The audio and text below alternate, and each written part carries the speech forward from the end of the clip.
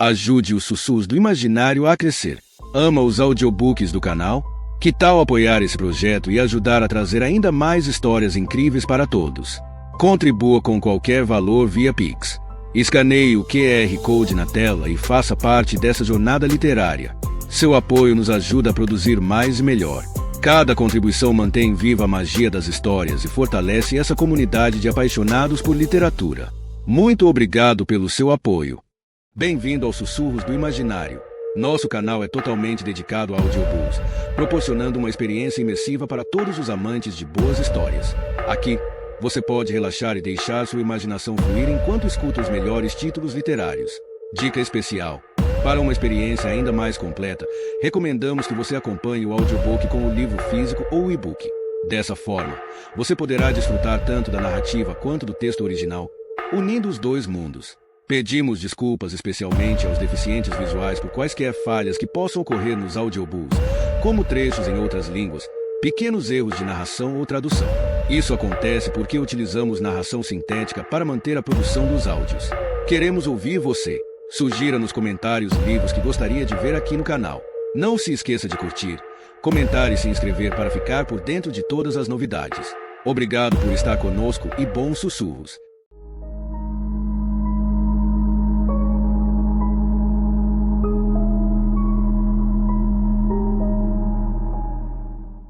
Capítulo 151. Após o intervalo para almoço, todos regressam à sala de audiências. Johannes Grünewald é o último a entrar, com o telemóvel na mão. O juiz espera que se instale o silêncio e faz um resumo da primeira parte da sessão. A senhora procuradora baixou o grau de suspeita para o segundo mais baixo, relativamente aos 2 homicídios, mas mantém o pedido de detenção, por rapto, com base em fundamentos de acusação prováveis. Sim, não me parece possível ignorar o facto de Vicky Bennett ter raptado Dante Abraham e ter mantido a criança presa durante uma semana, de Suzanne West, contida. Só um momento, diz Johannes Grünewald. Sim, diz o juiz. A porta abre-se e Joanna Lina entra na sala, com uma expressão grave no rosto e o cabelo ondulado em desalinho. Uma mulher e um rapazinho com óculos seguem-no, mas ficam à entrada. Joanna Lina apresenta o Johannes. Até aí. Sei eu, diz o juiz, inclinando-se interessadamente para a frente. São estes os senhores de quem eu te falei, diz Joanna ao rapazinho, que se esconde atrás das pernas da mulher. Não parecem duendes da floresta, murmura o rapazinho, a sorrir. Achas?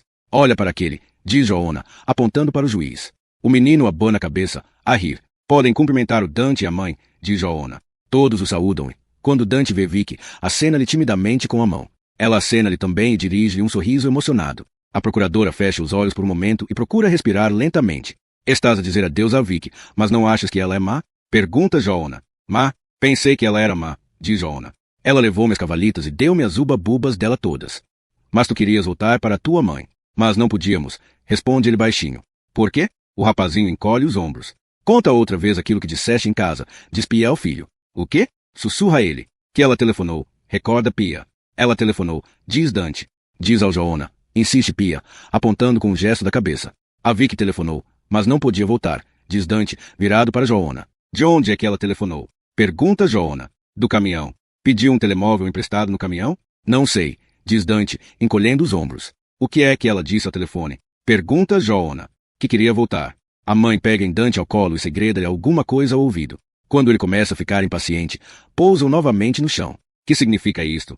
Pergunta o juiz. Vicky Bennett usou o telemóvel de motorista do IKEA chamado Radek Sorsa, afirma Johannes Grünewald. Joanna Lina conseguiu detectar a chamada, que foi feita para Birgitta e automaticamente reencaminhada para a central telefônica do consórcio de saúde. Vicky falou com uma mulher chamada Eva Morander. Pediu-lhe ajuda e insistiu em que queria voltar para o lar onde fora colocada. Eva Morander lembrava-se da conversa e contou que, sem saber com quem estava a falar, lhe tinha explicado que no escritório central não podiam tratar dos casos individuais.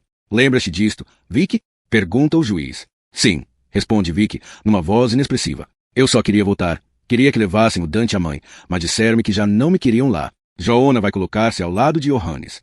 Pode parecer estranho que um comissário da polícia criminal esteja do lado da defesa, diz. Mas tenho a convicção de que Vicky Bennett disse a verdade sobre a sua fuga, durante o interrogatório conduzido por Saga Bauer. Penso que não se tratou de um rapto, mas de um acaso terrível. Por isso fui falar com o Dante e a mãe, e por isso também estou aqui. Passei a olhar cinzento e acutilante pelas feridas e hematomas que Vicky tem na cara. Quanto aos homicídios, a situação é muito diferente, Vicky, diz ele em tom grave. Talvez penses que podes manter o silêncio, mas eu não descanso enquanto não souber.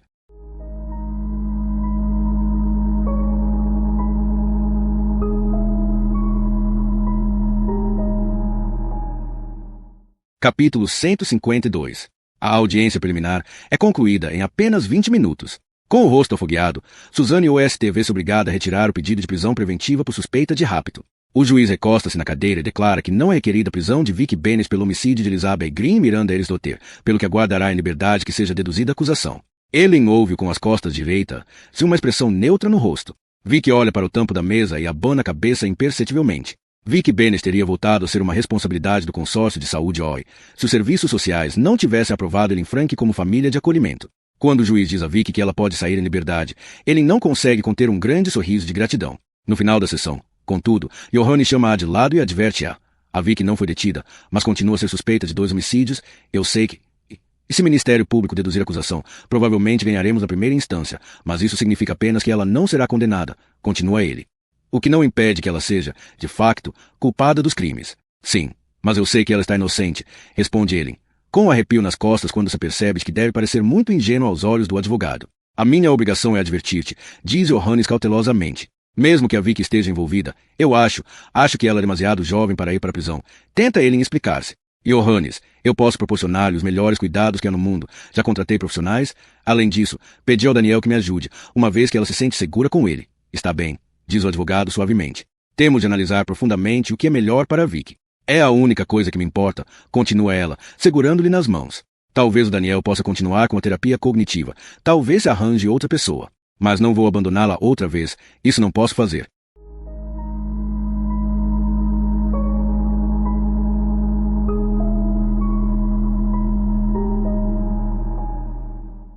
Capítulo 153. Enquanto Johannes Vinewald fala com os jornalistas na sala de imprensa da Direção Nacional da Polícia, Ellen e Vicky deixam Estocolmo num SUV com tração às 4 rodas.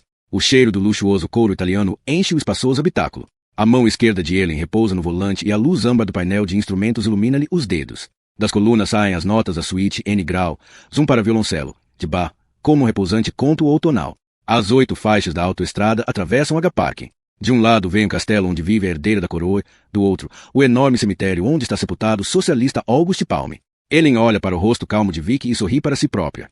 Para evitarem o assédio dos meios de comunicação, decidiram passar o período até as audiências finais no chalé de montanha de Ellen, uma casa com quase 400 metros quadrados, na encosta de Tegevjal, perto de uma pequena povoação, Duved. Ellen organizou as coisas para que Vicky tivesse vigilância durante as 24 horas do dia. Bella chegou antes, Daniel vai também a caminho no carro dele, e amanhã de manhã chegará uma enfermeira. Vicky tomou banho no hospital e o cabelo cheira shampoo barato.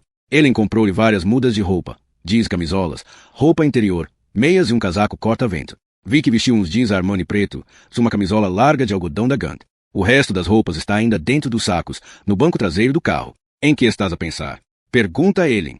Vicky não responde. Tem os olhos fixos na estrada diante delas. Ellen baixa um pouco a música. Vai ser libertada sem restrições. Eu sei, tenho a certeza. Os subúrbios ficam para trás e começam a aparecer terrenos agrícolas e florestas. Ellen oferece chocolate a Vicky, mas recebe apenas uma curta recusa, com um gesto da cabeça. Vicky está com melhor aspecto hoje. O rosto tem uma cor mais saudável, os pensos já foram retirados e só o polegar partido continua ligado. Estou contente por Daniel ter podido vir conosco, diz Ellen. Ele é fixe, murmura Vicky. Daniel leva o carro dele e adiantou-se a elas. Ellen viu o Kombi amarelo até Nortu, mas depois ficou para trás. O Daniel é melhor do que os terapeutas que tinhas tido antes? Pergunta Ellen. Ellen baixa novamente o som da música. Então queres que ele continue? Se tiver de ser. Acho que é bom que continues a terapia durante algum tempo. Então quero Daniel. Quanto mais avançam para norte, mais o outono é visível. Como se, diante dos olhos delas, as estações do ano estivessem a mudar a uma enorme velocidade. As folhas verdes passaram a ser amarelas e vermelhas. Caem formando lagos brilhantes em volta dos troncos das árvores, se rodopiam na berma da estrada. Preciso das minhas coisas, diz Vicky subitamente. Que coisas? As minhas coisas. Tudo. Acho que levaram tudo aquilo de que a polícia não precisava para aquela casa onde estão as outras alunas, explica Ellen. Posso mandar lá alguém buscar as coisas. Ellen olha de relance para Vicky e pensa que aquilo talvez seja importante para ela. Ou então passamos por lá agora, se preferires. Vicky assente. Queres? Está bem. Então eu falo com Daniel. Propõe Ellen. Fica em caminho.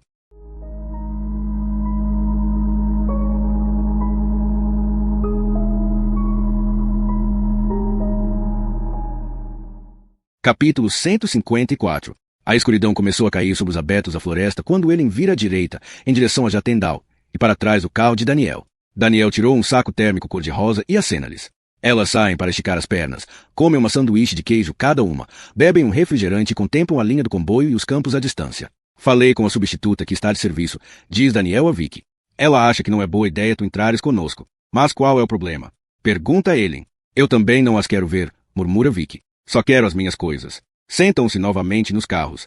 A estrada sinuosa passa junto a lagos e celeiros pintados de vermelho acastanhado e atravessa a floresta até chegar à costa. Depois de uma curva, param diante da casa onde vivem agora as alunas do Centro Birgitta. Ao lado de uma velha bomba de gasolina há uma mina flutuante preta, e nos postes telefônicos pousaram umas quantas gaivotas. Vicky desaperta o cinto de segurança, mas deixa-se ficar no carro. Vê ele e Daniel subirem um caminho de cascalho que conduz à grande casa vermelha e desaparecerem por trás dos ilazes.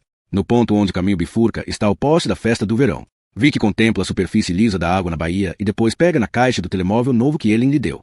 Rasga os selos, levanta a tampa da caixa, retira o aparelho e puxa cuidadosamente o plástico protetor do ecrã. Quando Ellen e Daniel sobem os degraus que dão acesso ao grande alpendre, as alunas estão à janela. Solveig Sundström, que veio do lar de menores de Sastagarden para substituir a responsável, espera-o já à porta e mostra claramente que a visita não lhe agrada. Esclarece logo que tem pena, mas eles não podem ficar para jantar. Podemos entrar para as cumprimentar? Pergunta Daniel. É melhor não, responde Solveig. Prefiro que digam o que querem e eu vou procurar. São muitas coisas. Tenta Ellen explicar. Não posso prometer nada. Pergunte a Caroline, diz Daniel. Ela costuma ser organizada. Enquanto Daniel procura saber como estão as alunas, se houve alterações na medicação, ele observa as raparigas que estão à janela. Empurram-se umas às outras e ouve as vozes através da vidraça. Soam abafadas, como se estivessem debaixo de água. Luxo consegue chegar à frente e acena-lhe. Ellen acena também. Depois aparecem Indy e Nina, lado a lado. Todas se empurram e se revezam junto ao vidro para olharem e dizerem adeus. A única que não aparece é Tula, a pequena ruiva. Vicky insere o cartão SIM no telemóvel. Levanta o olhar e sente um arrepio percorrer-lhe as costas. Parece ter vislumbrado movimento pelo canto do olho, fora do carro. Talvez fosse só o vento agitar os lilazes. Escureceu. Vicky olha para o carro de Daniel, para o poste da festa do verão, para o renque de pinheiros, a vedação de madeira e o relvado diante da casa pintada de vermelho escuro. Um candeeiro solitário brilha no topo de um mastro ao fundo do cais, refletindo-se na água negra. Num campo junto ao porto erguem-se velhas armações usadas para limpar as redes dos pescadores. Parecem filas de balizas de futebol ligadas entre si, com centenas de ganchos metálicos ao longo das barras. Subitamente, Vicky vê um balão vermelho rolar sobre a relva, diante da casa onde estão alojadas as alunas. Volta a guardar o telemóvel na caixa e abre a porta do carro. O ar é tépido e carregado do cheiro a maresia. Ao longe, ouve-se o grito de uma gaivota. O balão continua a rolar, afastando-se. Vicky dá alguns passos cautelosos em direção à casa e depois para e fica à escuta. A luz de uma janela ilumina as folhas amarelas de uma bétula. Ouve-se um murmúrio muito perto dali. Vicky pensa que talvez haja alguém cá fora, no escuro. Silenciosamente, continua a percorrer o carreiro. Em frente à fachada da casa, vêem-se girassóis um pouco murchos. O balão continua a rolar, passa por baixo de uma rede de voleibol e vai parar junto ao renque de pinheiros. Vicky sussurra uma voz. Ela vira-se rapidamente, mas não vê nada. A pulsação acelera, o sangue lateja-lhe nas têmporas e todos os sentidos se aguçam de repente. As cordas da cama de rede rangem e a tela balança lentamente. No telhado, o velho catavento gira. Vicky, diz uma voz cortante, muito próxima. Vicky volta-se para a direita e perscruta a escuridão, com o coração a bater pesadamente. Demora alguns segundos a distinguir o rosto magro. É Tula, imóvel, quase invisível entre os lilazes. Na mão direita tem um taco de basebol, pesado e tão comprido que está apoiado no chão. Tula umedece os lábios e olha fixamente Vicky por entre as pálpebras avermelhadas. Ellen debruça-se sobre a balaustrada do alpendre e tenta distinguir Vicky dentro do carro, mas está demasiado escuro. Solveig voltou para junto deles depois de ter pedido a ajuda de Caroline. Daniel está a falar com ela, e Ellen ouve tentar explicar que Almira precisa de terapia e costuma reagir mal aos medicamentos antidepressivos mais fortes. Daniel pede novamente para entrar, mas Solveig responde que as alunas são da sua responsabilidade. A porta da casa abre-se e Caroline sai para o alpendre, abraça Daniel e cumprimenta Ellen. Embalei as coisas da Vicky, diz ela. A Tula está lá dentro? Pergunta Ellen, numa voz tensa. Está. Acho que sim, responde Caroline, surpreendida. Quer que a vá chamar? Faça-me esse favor, pede Ellen, tentando parecer calma. Caroline entra e começa a chamar por Tula. Solveig olha Ellen e Daniel com uma expressão de descontentamento. Se tem fome, posso pedir a uma das raparigas que vá buscar umas maçãs, diz ela. Ellen não responde. Desce os degraus para o jardim, ouvindo Carolina chamar por Tula atrás de si. Quando não se vê o mar, a escuridão parece mais profunda. As árvores e os arbustos tapam quase completamente a luz. A cama de rede balança ritmicamente. Ellen procura respirar sem ruído, mas os saltos dos sapatos ressoam nas placas de pedra do jardim quando ela contorna apressadamente a esquina da casa. De repente, ouve-se um restolhar entre as folhas dos lilazes, como uma lebre em fuga. Os ramos agitam-se, e ele encontra-se subitamente diante de Vicky. Meu Deus! Exclama Ellen, assustada. As duas olham-se. Sob a luz fraca, o rosto de Vicky está muito pálido. Ellen tem o pulso tão acelerado que lhe ecoa nos ouvidos.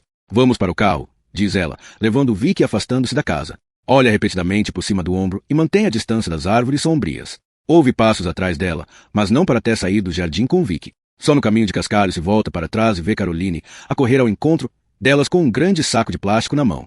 Não encontrei a tula, diz Caroline. Obrigada na mesma, diz Ellen. Vicky pega no saco e espreita para dentro. Deve estar tudo aí, embora Luxu e Almira quisessem jogar os teus brincos ao póquer, diz Caroline. Ellen e Vicky partem no grande carro preto e Caroline segue-as com um olhar triste.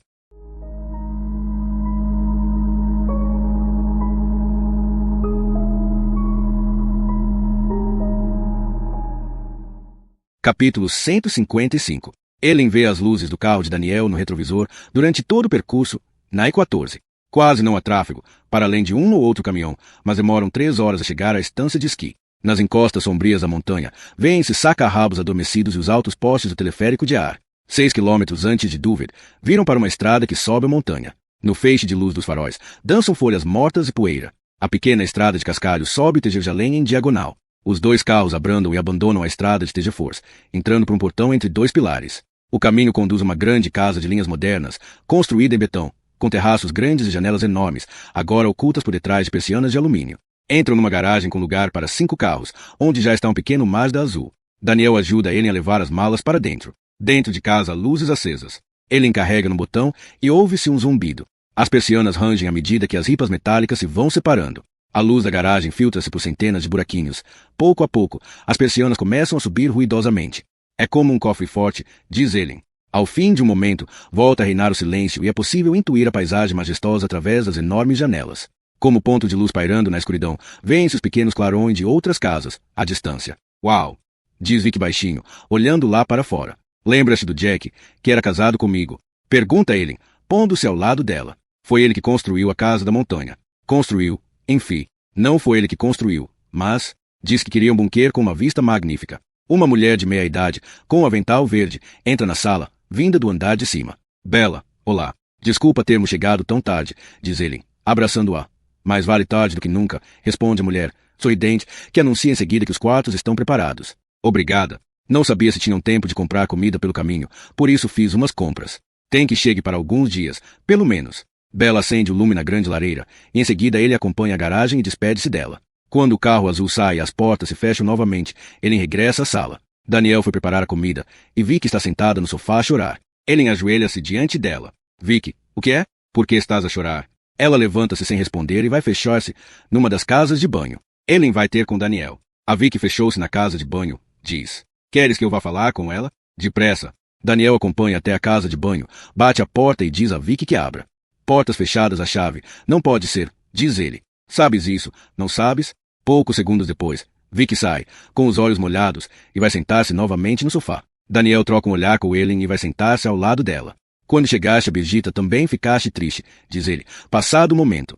Eu sei, mas até devia estar contente, responde Vicky, sem olhar para ele. Chegar a um lugar é também o primeiro passo para o deixar, diz Daniel. Vicky engole em seco e os olhos enchem-se de lágrimas e baixa a voz, para Ellen não a ouvir. Sou uma assassina. Não quero que digas isso se não tiveres a certeza absoluta, diz ele calmamente. E sinto pela tua voz que não tens.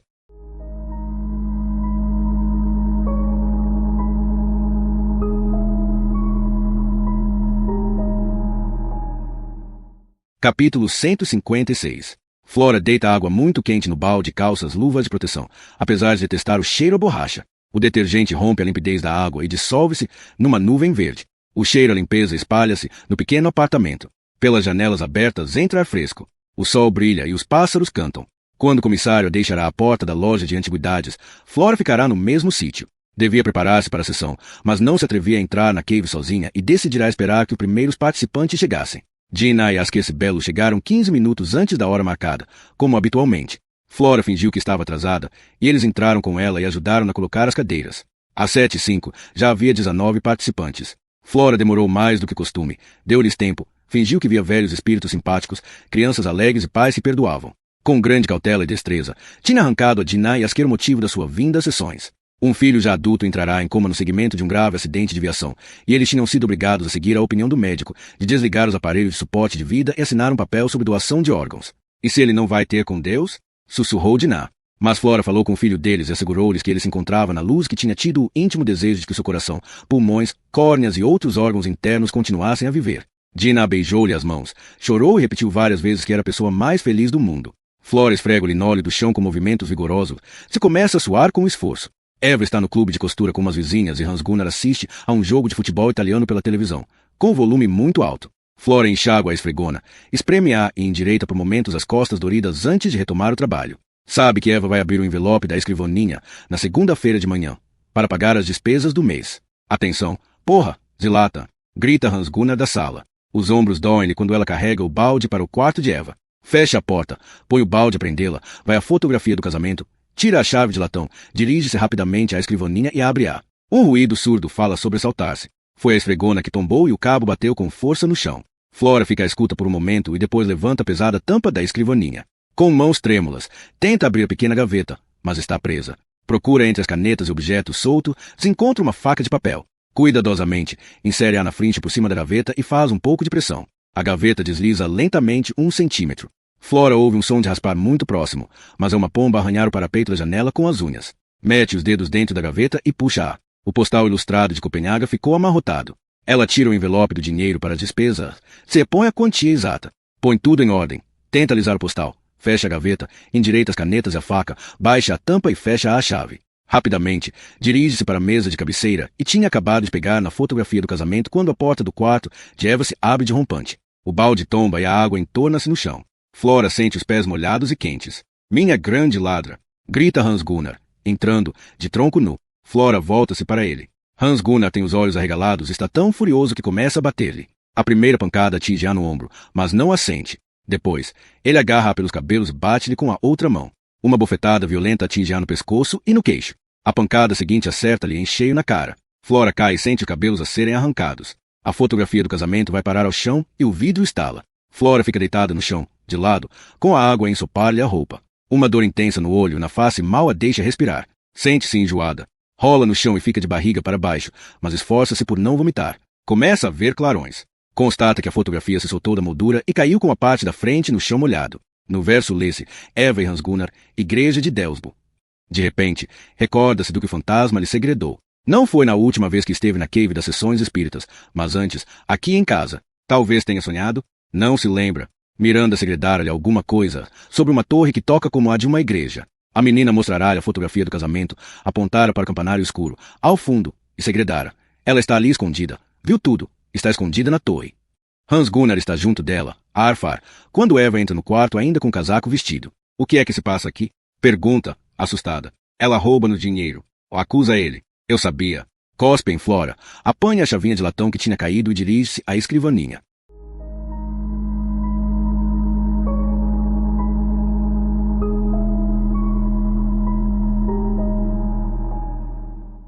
Capítulo 157. Joona está sentado no gabinete, com a documentação da audiência preliminar diante dele. O mais provável é que as provas sejam suficientes para assegurar uma condenação. O telefone toca. Se tivesse olhado para o mostrador, Joona não teria atendido. Sei que acha que eu sou uma mentirosa, diz Flora, ofegante. Por favor, não desligue. Tem de me ouvir. Peço-lhe, eu farei tudo, desde que me ouça. Acalme-se e conte. Há uma testemunha do crime. Uma testemunha autêntica não é um fantasma. É uma testemunha verdadeira, que está escondida. Joona ouve a nota aguda de histeria na voz e procura acalmá-la. Está bem, diz tranquilamente. Mas a investigação preliminar tem de ir lá, interrompe Flora. Joona não sabe por que está a ouvir esta pessoa. Talvez por ela parecer tão desesperada. Onde é que está a testemunha, exatamente? Pergunta. É uma torre escura na igreja de Delsbo. Quem lhe contou? Por favor, ela está lá. Está com medo, está escondida. Flora, deve deixar a procuradora tratar. Ninguém me ouve. Joona ouve uma voz a gritar a Flora que larga o telefone, e depois o ruído. Acabou a conversa, diz um homem, que desliga a seguir. Joona suspira e pousa o auscultador. Não compreende por que é que Flora continua a mentir. Quando for tomada a decisão de deter Vicky preventivamente, a investigação perderá a prioridade. Agora falta apenas que a procuradora reúna todos os elementos de prova até o julgamento. Falhei este caso, pensa Joona, com uma estranha sensação de vazio. Já estava tudo terminado antes de ele ter acesso ao relatório, se pareceres periciais. Joanna sabe que nunca dirigiu a investigação, que na verdade nunca teve acesso à investigação. A sobredosagem de antidepressivos pode ser a razão dos acessos de violência e de sono de Vicky, mas ele não consegue deixar de pensar na pedra. Nalin escreveu no seu relatório que a arma do crime era uma pedra. Contudo, ninguém deu seguimento a essa informação, porque não batia certo. Joanna lembra-se de que partiu de Sundsvall precisamente quando Nalin e Fripp iam iniciar a análise dos órgãos internos. Decide não pôr ainda de lado a investigação. Uma obstinação surda leva a folhear os resultados das análises do LTF. Em seguida, a ler o relatório médico legal. Detém-se no exame exterior do corpo de Elizabeth Green. Lê a parte sobre as lesões nas mãos e depois continua. A luz do dia vai passando lentamente sobre o quadro de afixação do gabinete, onde estão pregados o aviso dos assuntos internos e o último postal de Giza. Uma imagem de um chimpanzé com os lábios pintados com batom vermelho e uns óculos em forma de coração. Enquanto Joanna lê, a sombra desloca-se do cato na janela para a estante. Não havia nenhum conteúdo estranho no estômago de Miranda, e as paredes apresentavam-se brilhantes e lisas. O mesmo se passava com a pleura. Os folhetos estavam brilhantes e lisos, e com o pericárdio. 84. O coração tem a configuração normal e pesa 198 gramas. A membrana envolvente é lisa e brilhante. As válvulas e orifícios estão normais. Não se vêem depósitos nas paredes das artérias coronárias. O músculo cardíaco tem uma tonalidade vermelho-acinzentada e configuração uniforme. Joanna deixa um dedo marcar o relatório da autópsia e folheia os resultados das análises do LTF, onde lê que o sangue de Miranda pertence ao grupo A, tem vestígios de venlafaxina, que está presente num grande número de medicamentos antidepressivos, mas de resto é normal. Joanna retorna ao relatório da autópsia. O tecido da glândula tiroide tinha cor vermelha acinzentada e o normal teor de coloide, e as glândulas suprarrenais tinham a dimensão normal e o córtex amarelo. 104. Os uréteres têm uma aparência normal. 105. A bexiga contém cerca de 100 ml de urina límpida, de cor amarelo clara. A mucosa é pálida. Joanna volta a folhear os resultados das análises do LTF e encontra a análise da urina. Há vestígio de nitrazepam, uma substância indutora do sono, na urina de Miranda, e o nível de HCG é normalmente elevado. Joanna levanta-se rapidamente, pega no telefone e liga a Nalin. Estou a ler os resultados das análises do LTF e vejo que Miranda tinha um nível muito alto de HCG na urina, diz ele. Sim, claro, responde Nalin. O quisto no ovário era muito, mas espera, interrompe Joanna. As grávidas não têm o HCG elevado? Tem, mas eu já te disse. Mas se a Miranda fizesse um vulgar teste de gravidez, ficaria a pensar que estava grávida. Sim, diz Nalin. Teria de certeza uma resposta positiva. Portanto, a Miranda pode ter pensado que estava grávida. Joanna sai do gabinete, percorre rapidamente o corredor enquanto marca o número de casa de Flora e ouve Anja gritar-lhe qualquer coisa, mas continua a andar e desce a escada. Ninguém atende. Joanna repete para si próprio que Flora alterou a informação que lhe deu e disse que a rapariga que lhe apareceu julgava que estava grávida. O que eu queria dizer é que ela disse que estava grávida. Mas não era verdade, não estava. Isso era o que ela pensava, julgava que estava grávida. Joanna volta a marcar o número e deixa tocar enquanto atravessa correr o átrio envidraçado. Passa os sofás da recepção e quando sai pela porta giratória, uma voz arquejante responde. Hans Gunnar Hansen. Fala Joanna Lina, da polícia criminal. Encontraram o carro? Preciso de falar com a Flora. Mas que merda é esta? Grita o homem. Se a Flora estivesse aqui, eu não andava à procura do meu carro. Porra, ela é que o roubou, e se a polícia não faz o seu. Joanna desliga e corre para o seu Volvo preto.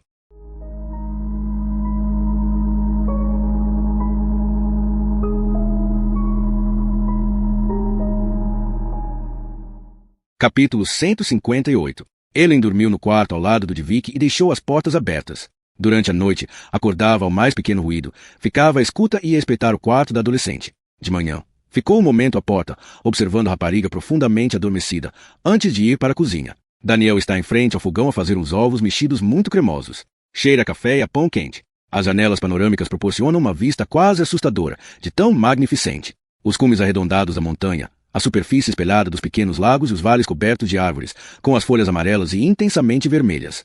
Até custa olhar lá para fora, diz ele, sorrindo. Quase me dói o coração. Abraçam-se e ele dá-lhe repetidos beijos na cabeça. Ellen fica imóvel, inspira o perfume dele e sente o calor espalhar-se pelo seu ventre de súbita felicidade. O relógio de cozinha toca na bancada e Daniel liberta-se para tirar o pão do forno. Sentam-se à grande mesa a comer, acariciando as mãos um do outro de vez em quando. A vista magnífica deixa-os sem palavras. Em silêncio, bebem café e olham pela janela. Estou tão preocupada com a Vicky, diz ele por fim, em voz baixa. Vai correr tudo bem. Ela pousa a chávena. Prometes? Tenho de conseguir que ela fale do que aconteceu, diz Daniel. Porque tenho algum medo de que o sentimento de culpa a torne cada vez mais autodestrutiva. Temos mesmo de a vigiar muito bem. A enfermeira chega a de autocarro daqui a 1 hora. Vou lá buscá-la, diz Ellen. Achas que pergunte a Vicky se quer vir comigo? Que é que achas? Não sei. Acho que é melhor ela ficar aqui, diz ele. Pois é, ainda agora chegamos, concorda Ellen. Mas sinto-me inquieta. Não pode sair de ao pé dela. Ela sabe que nem sequer pode fechar a porta quando vai à casa de banho, diz Daniel gravemente. Nesse momento, Ellen vê Vicky pela janela. Passeia sozinha no relvado, dando pontapés nas folhas vermelhas caídas. O cabelo comprido e despenteado cai-lhe pelas costas, e o corpo magro parece ter frio. Ellen tira o casaco de malha das costas da cadeira. Sai e vai, Dario. Obrigada, diz Vicky baixinho. Nunca mais te abandono, afirma Ellen. Sem uma palavra, Vicky pega-lhe na mão e aperta-a. O coração de Ellen bate com mais força, de felicidade, e um nó na garganta impede-a de falar.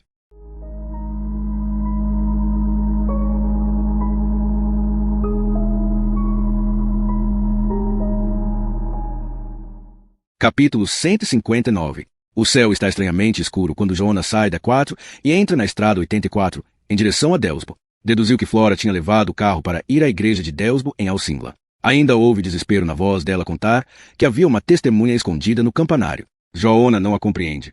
Parece-lhe que ela mistura mentiras com verdades, sem ter consciência disso. Apesar das várias mentiras, Joanna não consegue deixar de sentir que ela sabe mais sobre os crimes de Birgitta do que qualquer outra pessoa. Talvez esta testemunha seja mais uma mentira, mas se for verdade, é tão importante que ele não pode ignorá-la. As nuvens baixas, carregadas de chuva, dão um tom cinzento aos campos, e os abetos quase parecem azuis. Joanna mete por uma estradinha de cascalho. As folhas de outono rodopiam no chão, e é difícil manter uma velocidade elevada. A estrada é sinuosa e esburacada. Ao fim de algum tempo, Joanna vira para uma estrada direita, que conduz à igreja de Delsbo. Por entre as árvores, distinguem-se os campos a perder de vista. Ao longe, move-se uma ceifeira debulhadora solitária. A lâmina arrasa o chão como uma gadanha.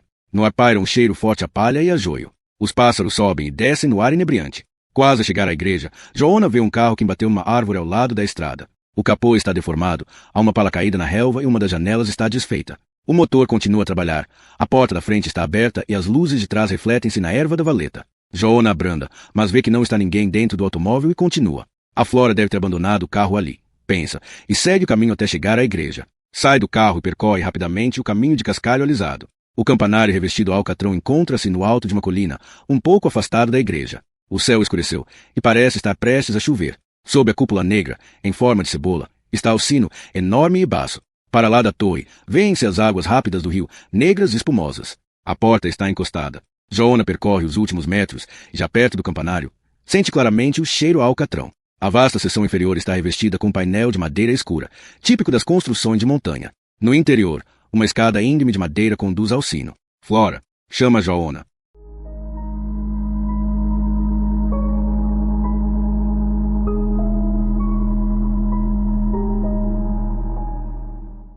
Capítulo 160. Flora aparece na abertura escura da porta do campanário. Tem uma expressão triste e os olhos grandes estão cansados e brilhantes de lágrimas. Não está aqui ninguém, diz ela, mordendo o lábio. Tenha certeza? Ela começa a chorar e a sua voz quebra. Desculpe, mas eu pensava. Tinha certeza. Desce os degraus balbuciando desculpe, sem olhar para Joanna.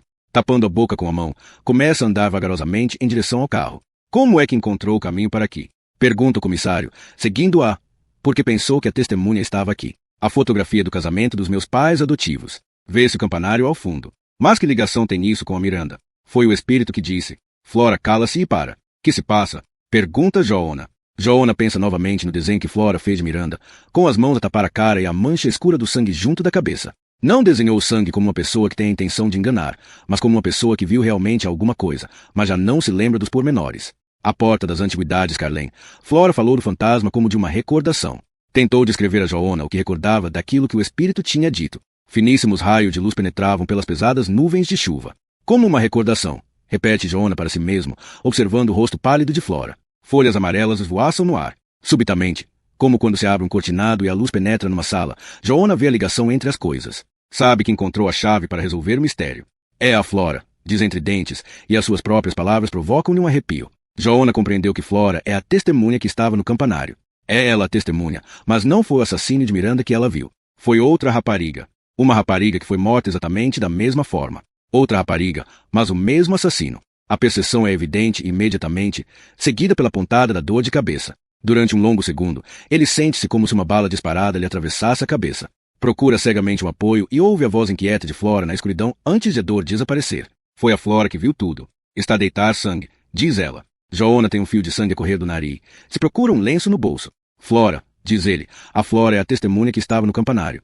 Mas eu não vi nada. Joanna pressiona o lenço contra o nariz. Viu, mas esqueceu-se. Mas eu não estava lá. Sabe muito bem. Nunca estive em Birgitta. Viu outra coisa? Não, murmura Flora, abanando a cabeça. Que idade tem o fantasma? Pergunta Joanna.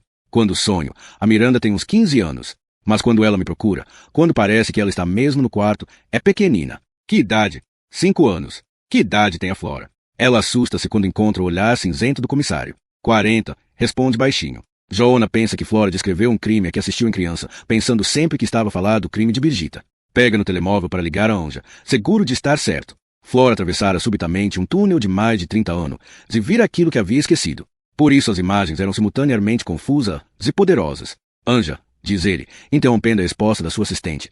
Estás diante do computador? E tu? Estás sentado num sítio melhor? Pergunta ela, divertida. Podes investigar se aconteceu alguma coisa em Delsbo há cerca de 35 anos? Alguma coisa específica. Envolve uma menina de 5 anos. Enquanto Anja bate nas teclas do computador, Joanna observa Flora, que se aproxima da igreja, passa a mão pela fachada e depois contorna o edifício, em direção ao pórtico. Joanna começa a segui-la, para não a perder de vista. Um ouriço cacheiro foge, bamboleando-se, por entre as lápides. Do outro lado da alameda, a ceifeira debulhadora arrasta-se num campo, envolta numa nuvem de pó. Sim, diz Anja, expirando audivelmente pelo nariz. Uma morte acidental. Há 36 anos, foi encontrado o corpo de uma menina de 5 anos junto à igreja de Delsbo. Não há mais dados. A polícia concluiu que se tratou de um acidente. Joanna vê Flora virar-se para trás e olhar para ele com um olhar pesado, inquisitivo. Como se chamava o polícia que conduziu a investigação? Torquel Ekel, responde Anja. Podes tentar descobrir a morada?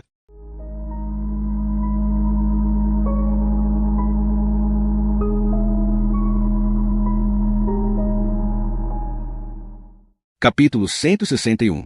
20 minutos depois, Joanna para o carro num estreito caminho de pedra. Acompanhado de Flora, abre um portão de ferro, atravessa um jardim frondoso e chega a uma casa de madeira pintada de vermelho, com os cantos em branco e telhado de placas de fibrocimento. Em redor da vegetação, outonal, zumbem insetos. O céu tem uma cor turva, amarelenta, de chuva e trovoada. Joanna carrega no botão da campainha e um toque ensurdecedor ressoa no jardim. Lá dentro ouvem-se passos que se arrastam e a porta é aberta por um velho em casaco de malha, suspensórios e pantufas. Torquel Ekel? Pergunta Joanna. O homem apoia-se no andarilho e observa-os com olhos lacrimejantes. Por trás da orelha direita, grande e enrugada, espreita um aparelho auditivo. Quem é o senhor? Pergunta ele, quase inaudivelmente. Joanna Lina, comissário da polícia criminal.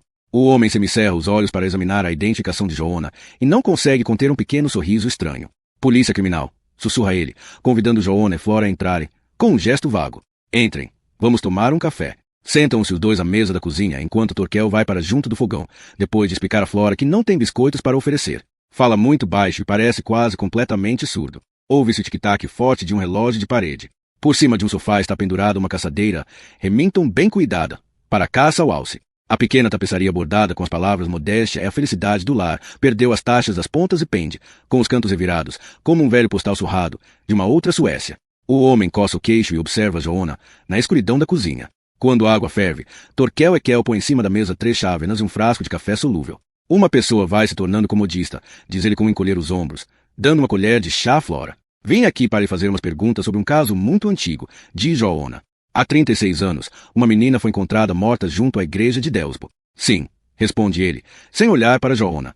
Um acidente? Pergunta Joanna. Sim, responde Torquel Ekel resolutamente. Não é o que eu penso, diz Joanna.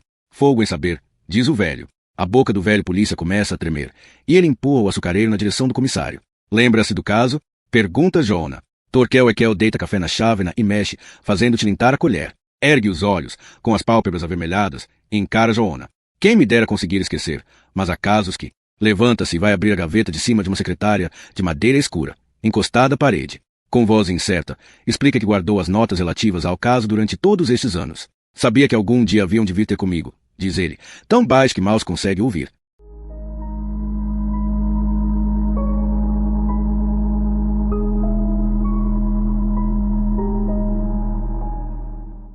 Capítulo 162. Uma mosca zumbi de encontro ao vidro da janela da pequena cozinha. Torquel aponta com a cabeça os papéis pousados na mesa diante deles. A menina que morreu chamava-se Ilva. Era filha do feitor de Honey. Quando cheguei ao local, já tinham deitado em cima de um lençol. Tinha caído do campanário. Foi o que me disseram. Ekel recosta-se na cadeira, fazendo a Ranger. Havia sangue no friso da torre. Mostraram-me. Eu vi, mas percebi que não fazia sentido. Por que é que encerrou a investigação? Não havia testemunhas, eu não tinha nada. Interroguei, mas não cheguei a lado nenhum. Proibiram-me de continuar a incomodar os senhores de Honey. Deram férias ao feitor e... Foi. Tenho uma fotografia, tirada pelo Jane, que era fotógrafo do Jornal do Trabalhador, e nós recorríamos a ele para as fotografias da cena do crime. O polícia mostra-lhes uma fotografia a preto e branco. Sobre um lençol, jaz o corpo de uma menina, com o cabelo espalhado. Ao lado da cabeça vê-se uma mancha negra de sangue, precisamente como na cama de Miranda, no mesmo sítio. A mancha quase tem a forma de um coração. A expressão da criança é terna, as faces são redondas e tem a boca entreaberta como se estivesse adormecida. Flora observa a fotografia, passa a mão nervosamente pelo cabelo e empalidece terrivelmente. Eu não vi nada, geme, e depois começa a chorar de forma descontrolada. Joanna desvia a fotografia e procura acalmá-la, mas ela levanta-se e tira a fotografia a Torquel. Limpa as lágrimas e observa-a novamente, enquanto se apoia na bancada da cozinha, sem reparar que empurra uma garrafa de cerveja vazia, que cai no lava-louça. Estávamos a brincar aos olhos fechados, diz ela, em voz abafada. Olhos fechados? Tínhamos de fechar os olhos e pôr as mãos na cara. Mas a Flora olhou, diz Joanna. Viu quem bateu com a pedra na criança. Não, eu fechei os olhos. Eu. Quem é que bateu? O que é que viu? Pergunta Torquel. A Ilva. Estava contente, tapou os olhos com as mãos, e ele bateu-lhe com a pedra. Quem? Pergunta Joanna. O meu irmão, responde ela num sopro. A Flora não tem nenhum irmão, diz Joanna. As mãos de Torquel tremem e ele entorna café no pires. O rapaz, diz ele. Não me diga que foi o rapaz. Qual rapaz? Pergunta Joanna. Flora está muito pálida e as lágrimas correm-lhe pelo rosto. O velho polícia rasga uma folha de papel de cozinha e levanta-se pesadamente da cadeira. Joanna vê abanar a cabeça, mas a boca mal se mexe. O que é que viu? Pergunta Joanna. Flora? Torquel chega junto dela e estende o papel. Você é a Flora, a pequenina, a irmãzinha tímida, que não falava. Pergunta ele cautelosamente.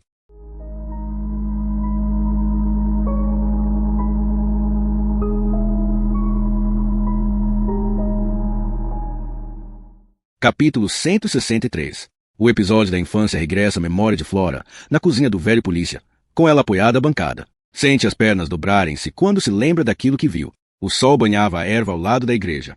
Ela pôs as mãos à frente da cara. A luz atravessava os dedos, dando às duas pessoas contornos avermelhados. Meus Deus, geme, deixando-se cair no chão. Meu Deus. A recordação do irmão a bater com a pedra na menina vem-lhe como o clarão de um relâmpago. As imagens da memória são tão vivas que parece que as crianças estão ali com ela, na cozinha. Ouve o baque surdo e vê a cabeça de Ilva abanar. Lembra-se da menina a cair na relva. A boca dela abriu-se e fechou-se. As pálpebras tremeram e ela murmurou palavras incoerentes. Ele bateu outra vez. Bateu com quanta força tinha, gritando que fechassem os olhos. Ilva ficou imóvel, e ele pôs as mãos na cara e repetiu que ela tinha de fechar os olhos. Mas eu não fechei. É a Flora? Pergunta novamente Torquel. Por entre os dedos, Flora viu o irmão levantar-se, com a pedra na mão. Calmamente, disse-lhe que tinha de fechar os olhos, porque estavam a fazer o jogo dos olhos fechados. Aproximou-se de lado e levantou a pedra suja de sangue. Flora recuou no momento em que ele bateu. A pedra arranhou-lhe a face, acertou-lhe no ombro e Flora caiu de joelhos. Mas reagiu rapidamente, levantou-se e começou a correr. É a Flora que vivia em Honey? Não me lembro de quase nada, responde ela. Quem é o irmão dela?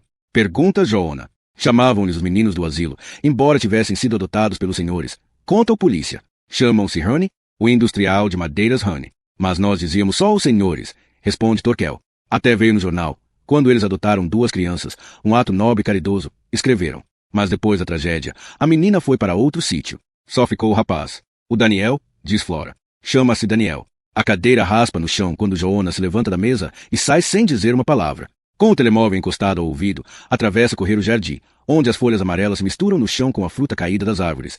Sai pelo portão e dirige-se para o carro. Anja, ouve.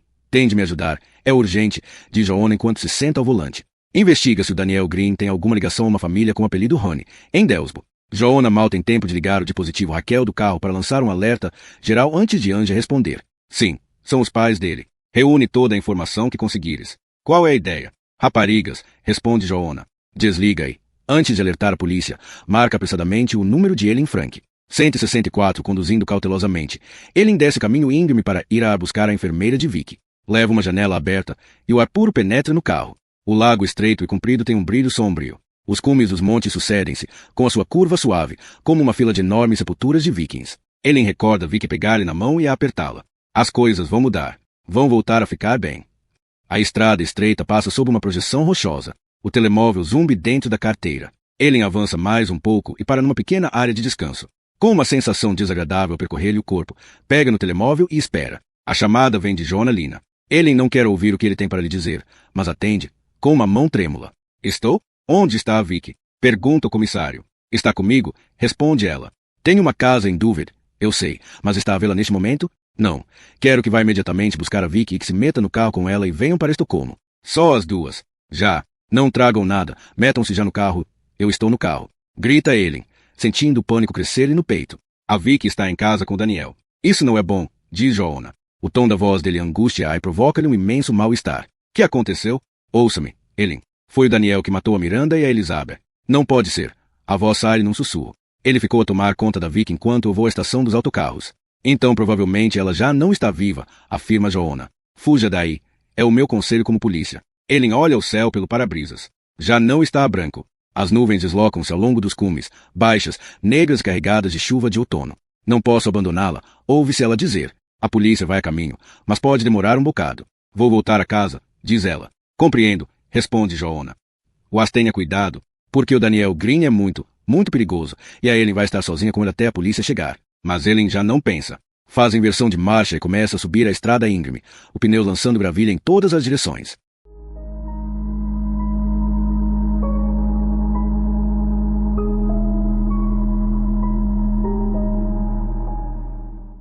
Capítulo 164.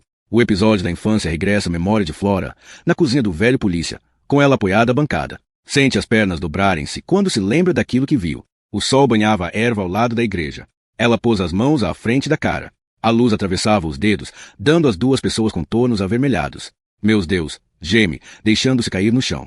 Meu Deus. A recordação do irmão a bater com a pedra na menina vem-lhe como o clarão de um relâmpago. As imagens da memória são tão vivas que parece que as crianças estão ali com ela, na cozinha. Ouve o baque surdo e vê a cabeça de Ilva abanar. Lembra-se da menina cair na relva. A boca dela abriu-se e fechou-se, as pálpebras tremeram e ela murmurou palavras incoerentes. Ele bateu outra vez. Bateu com quanta força tinha, gritando que fechassem os olhos.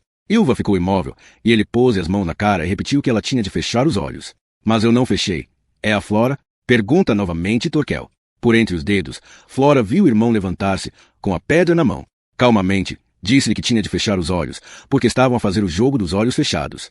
Aproximou-se de lado e levantou a pedra suja de sangue. Flora recuou no momento em que ele lhe bateu. A pedra arranhou-lhe a face, acertou-lhe no ombro e Flora caiu de joelhos. Mas reagiu rapidamente, levantou-se e começou a correr.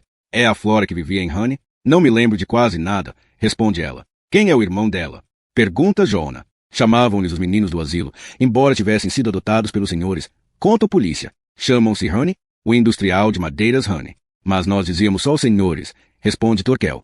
Até veio no jornal, quando eles adotaram duas crianças, um ato nobre e caridoso, escreveram. Mas depois da tragédia, a menina foi para outro sítio. Só ficou o rapaz. O Daniel, diz Flora. Chama-se Daniel. A cadeira raspa no chão quando Joana se levanta da mesa e sai sem dizer uma palavra. Com o telemóvel encostado ao ouvido, atravessa correr o jardim, onde as folhas amarelas se misturam no chão com a fruta caída das árvores. Sai pelo portão e dirige-se para o carro. Anja, ouve, tem de me ajudar. É urgente, diz Joana enquanto se senta ao volante. Investiga se o Daniel Green tem alguma ligação a uma família com o apelido Honey, em Delsbo. Joana mal tem tempo de ligar o dispositivo Raquel do carro para lançar um alerta geral antes de Anja responder. Sim, são os pais dele. Reúne toda a informação que conseguires. Qual é a ideia? Raparigas, responde Joana. Desliga aí. Antes de alertar a polícia, marca apressadamente o número de Ellen Frank. 164, conduzindo cautelosamente. Ellen desce o caminho íngreme para ir a buscar a enfermeira de Vicky. Leva uma janela aberta e o ar puro penetra no carro. O lago estreito e comprido tem um brilho sombrio. Os cumes dos montes sucedem-se, com a sua curva suave, como uma fila de enormes sepulturas de vikings. Ellen recorda Vicky pegar-lhe na mão e a apertá-la. As coisas vão mudar. Vão voltar a ficar bem. A estrada estreita passa sob uma projeção rochosa. O telemóvel zumbi dentro da carteira. Ellen avança mais um pouco e para numa pequena área de descanso. Com uma sensação desagradável a percorrer-lhe o corpo, pega no telemóvel e espera. A chamada vem de Joana Lina. Ellen não quer ouvir o que ele tem para lhe dizer, mas atende com uma mão trêmula. Estou? Onde está a Vicky? Pergunta o comissário. Está comigo? Responde ela. Tenho uma casa em Dover. Eu sei, mas está a vê-la neste momento? Não. Quero que vá imediatamente buscar a Vicky, que se meta no carro com ela e venham para Estocolmo. Só as duas. Já. Não tragam nada. Metam-se já no carro. Eu estou no carro. Grita Ellen, sentindo o pânico crescer-lhe no peito. A Vicky está em casa com o Daniel. Isso não é bom, diz Joana. O tom da voz dele angustia e provoca-lhe um imenso mal-estar. Que aconteceu? Ouça-me, Ellen. Foi o Daniel que matou a Miranda e a Elizabeth. Não pode ser. A voz sai num sussurro. Ele ficou a tomar conta da Vicky enquanto eu vou à estação dos autocarros. Então provavelmente ela já não está viva, afirma Joanna. Fuja daí. É o meu conselho como polícia. Ellen olha o céu pelo para-brisas. Já não está branco. As nuvens deslocam-se ao longo dos cumes, baixas, negras e carregadas de chuva de outono. Não posso abandoná-la, ouve-se ela dizer. A polícia vai a caminho, mas pode demorar um bocado. Vou voltar a casa, diz ela. Compreendo, responde Joanna. Mas tenha cuidado, porque o Daniel Green é muito perigoso, e a Ellen vai estar sozinha com ele até a polícia chegar. Mas Ellen já não pensa. Faz inversão de marcha e começa a subir a estrada íngreme, os pneus lançando gravilha em todas as direções.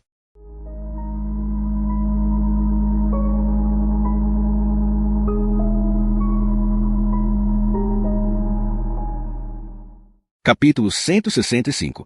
Vicky está sentada no cadeirão de couro branco, a descarregar aplicações no telemóvel quando Daniel entra no quarto e se vai sentar na cama. Lá fora, a paisagem na montanha estende-se suavemente e os ancestrais cumes cinzentos de Ladalen e Arescuta recortam-se contra o céu. Sentiste mal ontem? Pergunta Daniel. Por ficares sozinha no carro quando fomos buscar as tuas coisas? Não.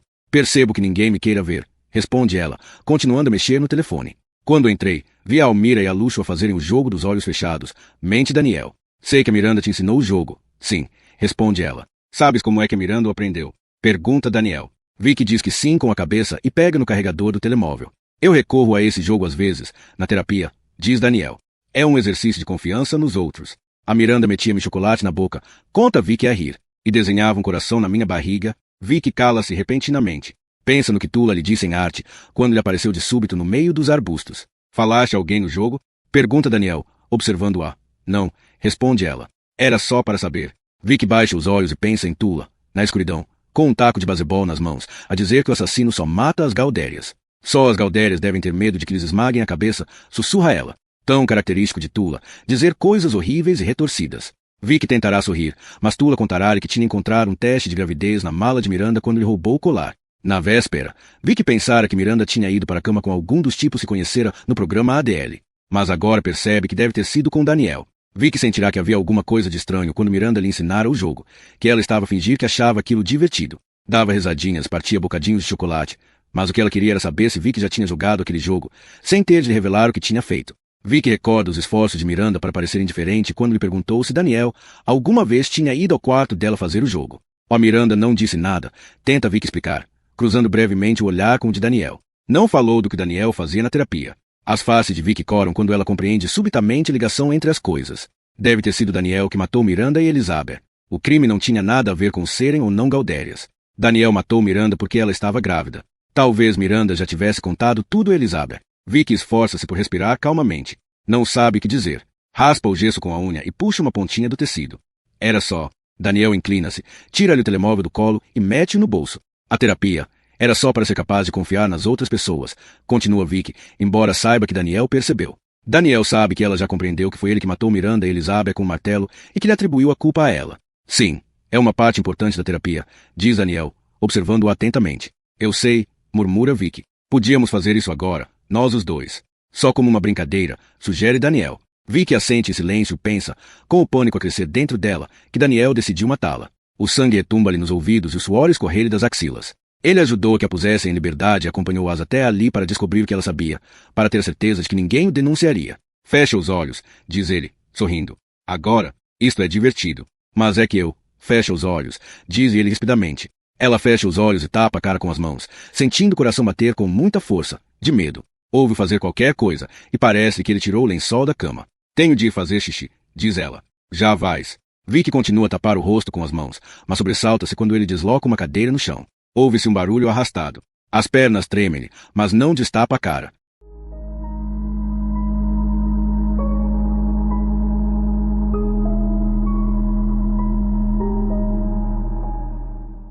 Capítulo 166. Ellen sobe a encosta íngreme a grande velocidade. Uma argola com chave chocalha no compartimento junto à alavanca das mudanças. Os ramos de uma árvore raspam na chapa e na janela. Numa curva apertada, ele entrava e por pouco não derrapa.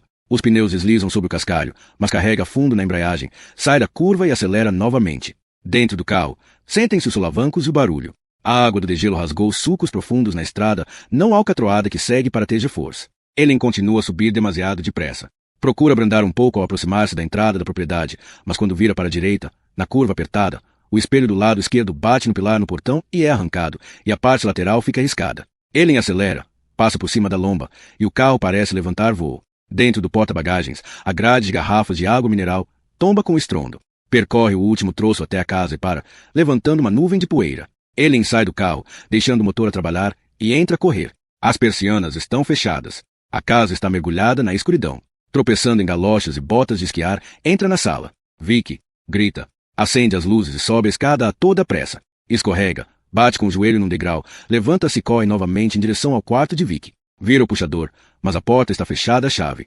Atira-se contra a porta, grita e ouve a histeria na sua voz. Abre. Não se ouve qualquer som no quarto, e ele embaixa-se e espreita pelo buraco da fechadura. Vê uma cadeira tombada no chão e distingue uma sombra que se projeta na parede, num movimento sacudido. Vicky afasta-se da porta e dá-lhe um pontapé. Como a porta não cede, dá-lhe outro pontapé. Corre ao quarto ao lado, mas a chave não está na fechadura.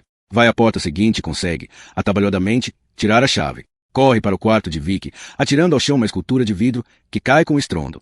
As mãos tremem-lhe tanto que tem dificuldade em meter a chave na fechadura. A segunda tentativa, usando as duas mãos, consegue e abre a porta violentamente. Meu Deus! Exclama, num sopro de voz. Vicky está pendurada pelo pescoço num lençol torcido, preso à viga no teto. Tem a boca aberta e o rosto extremamente pálido. Os pés mexem-se debilmente no ar. Ainda está viva. As pontas dos pés procuram o chão, que está a meio metro de distância, e as mãos tentam afrouxar o nó do lençol. Ellen não pensa. Precipita-se para ela e levanta-a o mais que consegue. Tenta libertar-te, diz, a chorar, segurando-a pelas pernas magras. Vicky debate-se com o lençol. O corpo mexe-se espasmodicamente. Precisa de oxigênio e está em pânico, tentando puxar o pano para largar o nó.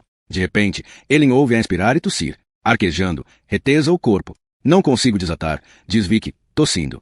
Ellen, em bicos de pés, esforça-se por levantá-la mais. Tenta trepar. Não consigo. O nó aperta-se novamente. Vicky não tem ar suficiente e começa a tremer de pânico, convulsivamente.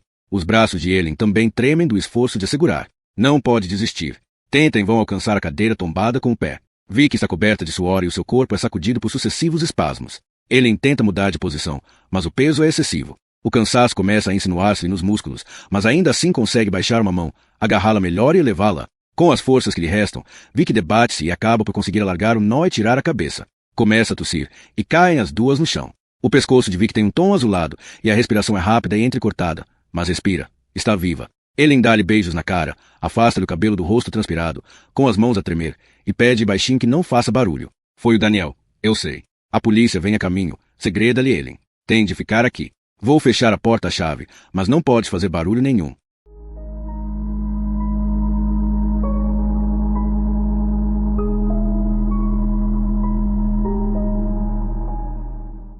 Capítulo 167.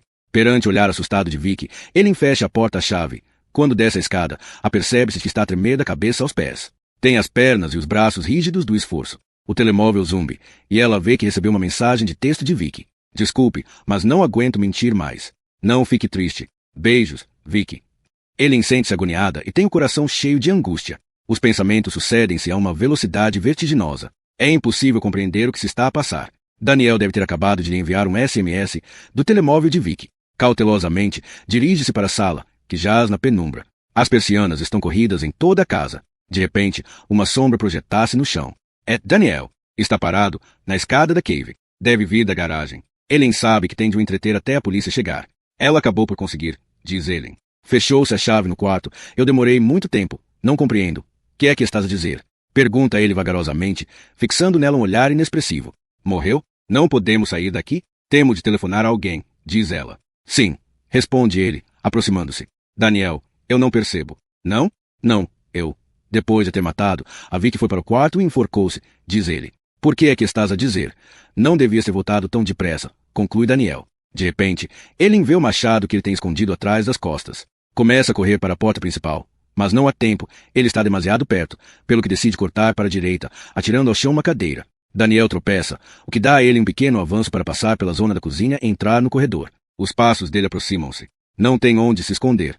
Entra no antigo quarto de Jack, fecha a porta por dentro e carrega no botão para abrir a persiana. Não vou conseguir sair, pensa ela. Demora muito tempo. A persiana issa-se lentamente, rangendo. Quando o machado penetra na porta pela segunda vez, vê-se 1 centímetro de janela. Ellen não pode esperar, tem de fugir. Atravessa o quarto e entra na casa de banho de Jack no momento em que Daniel arromba a porta com um pontapé. Ouve-se um estrondo e a madeira estala e parte-se em lascas compridas à volta da fechadura. A almofada da porta salta. Ellen vê a sua imagem no grande espelho quando atravessa a casa de banho, passando pela banheira, a cabina de duche e a sauna, e sai pela outra porta, que dá para o escritório de Jack. Está tão escuro que tropeça no móvel de arquivo. Dossiês antigos caem e espalham-se pelo chão. Ellen tateia cega sobre o tampo da secretária, abre uma gaveta, deita fora as canetas e tira o abre-cartas. No quarto, as persianas calam-se quando acabam de subir.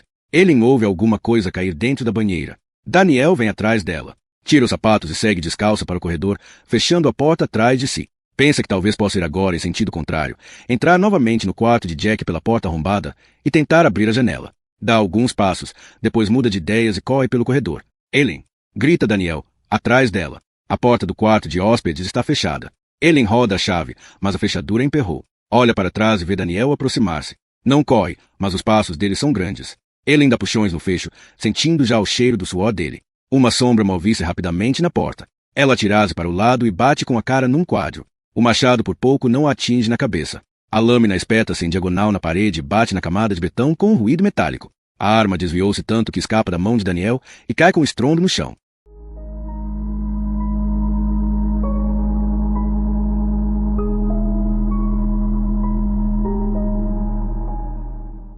Capítulo 168. O fecho dá um estalido. Ele empurra a porta com o ombro e entra no quarto aos tropeções. Daniel segue-a, procurando agarrá-la com a mão. Ela vira-se e espeta-lhe o abre-cartas no peito, mas o golpe é superficial. Daniel agarra-lhe então os cabelos e puxa-a para o lado, atirando-a ao chão com tanta violência que ele cai sobre o móvel do televisor, derrubando o candeeiro de mesa. Daniel empurra os óculos sobre o nariz e volta atrás para ir buscar o machado. Ela arrasta-se para debaixo da cama de casal. Ellen espera que Vicky continue escondida, porque ela talvez consiga aguentar até a polícia chegar. Vê os pés e as pernas de Daniel, que anda à volta da cama. Desvia-se e percebe que ele sobe para cima da cama. O colchão e as ripas do estrado rangem. Não sabe para que lado se deve desviar e tenta manter-se no meio. Subitamente, ele agarra-lhe um pé e ela grita. Logo de seguida, ele está no chão, ao lado da cama, a puxá-la. Ele tenta segurar-se, mas é impossível. Sem largar a perna dela, Daniel levanta o machado. Ela dá-lhe um pontapé na cara com o outro pé. Os óculos caem-lhe e ele larga-a, récua, a cambalear e bate com as costas na estante, tapando um olho com uma mão e olhando para ela com o outro. Ele sai rapidamente debaixo da cama e corre para a porta. Pelo canto do olho, vê-o baixar-se e apanhar os óculos. Correndo, deixa para trás o quarto de Jack e vai para a cozinha. Os passos pesados de Daniel ouvem-se no corredor. Os pensamentos correm na cabeça em turbilhão. A polícia já devia ter chegado. Joanna disse que eles vinham a caminho. Quando passa na cozinha, agarra uma panela que está em cima da bancada, atravessa a sala a correr, abre a porta da escada para a garagem, atira a caçarola pelos degraus e sobe ao piso superior. As possibilidades estão a esgotar-se. Ellen está muito cansada. Passa o piso dos quartos, onde Vicky está escondida, e continua a subir, para o afastar do quarto dela, até ao último piso. Ellen sabe que tem de aguentar até a polícia chegar, que tem de fazer isto, tem de manter ocupado para ele não ir ao quarto de Vicky. Atrás dela, a escada rende sob o espaço de Daniel. Ela chega ao último andar, que está quase totalmente às escuras. Rapidamente, tira o atiçador de ferro do suporte que está junto da salamandra. Os outros utensílios abanam com ruído. Ele põe-se no meio da sala e, com um só golpe, parte o candeeiro do teto. O grande lustre de vidro fosco cai com estrondo e partese. Os estilhaços espalham-se pelo chão, tilintando, e depois faz-se silêncio. Apenas se ouvem passos pesados na escada. Ellen esconde-se na sala escura, ao lado de uma estante, à direita da porta. Daniel sobe os últimos degraus arquejando. Não tem pressa, sabe que ela não pode fugir do último andar. Ellen procura abafar o som da respiração. Daniel fica imóvel à porta, com o machado na mão, observando a escuridão da sala, e depois carrega no interruptor da luz. Ouve-se um clique, mas não acontece nada. A sala continua às escuras.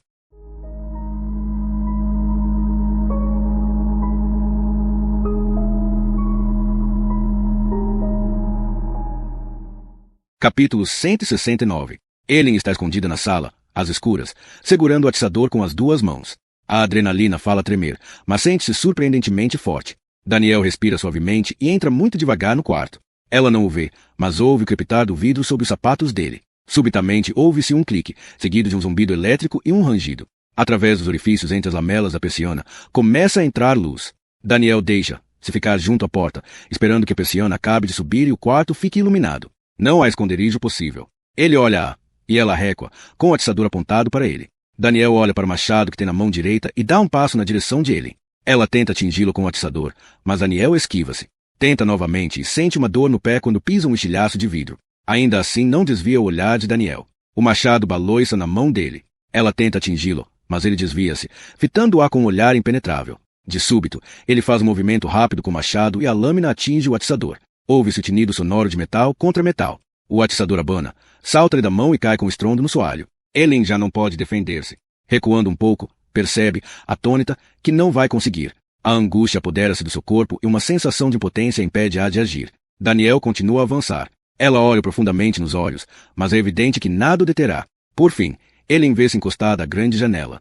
Por trás dela, a fachada lisa de betão está a 3 pisos e meio de um pátio de pedra com mobiliário de exterior e um grelhador de churrasco. Ellen sangra dos pés, e o rastro destaca-se no soalho de madeira clara. Não aguenta mais. Imóvel, pensa que devia negociar, prometer-lhe alguma coisa, fazê-lo falar. A respiração de Daniel tornou-se agora mais pesada. Observa a um breve momento, umedece os lábios e depois cobre rapidamente o último espaço que o separa dela, brande machado e golpeia. Instintivamente, Ellen desvia a cabeça e o machado atinge o vidro da janela. Sente o vidro espesso vibrar contra as costas e ouve o ruído cortante da vidraça rachar. Daniel volta a erguer o machado, mas, antes de desferir novo golpe, ele inclina-se para trás, põe todo o peso sobre a janela e sente-a ceder. Um frêmito percorre-lhe o corpo. Ellen cai desamparada, rodeada de vidros e estilhaços reluzentes. Fecha os olhos e nem percebe quando embate no solo. Daniel apoia-se no caixilho da janela com uma mão e olha para baixo. Continuam a cair estilhaços de vidro. Lá embaixo, jaz Ellen. Há vidros por todo lado. Da cabeça dela escorre um fio de sangue escuro que se espalha no empedrado. A respiração de Daniel torna-se mais regular. A camisa está encharcada em suor nas costas. Do último piso, a vista é magnífica. Muito perto, vê-se o pico de Tiscovuden e a montanha de Arescutan, com a sua característica cabana no cume, está envolta numa neblina outonal. Na estrada que vem de ar, surgem as luzes azuis de veículos da polícia, mas a estrada para Tejefos está deserta.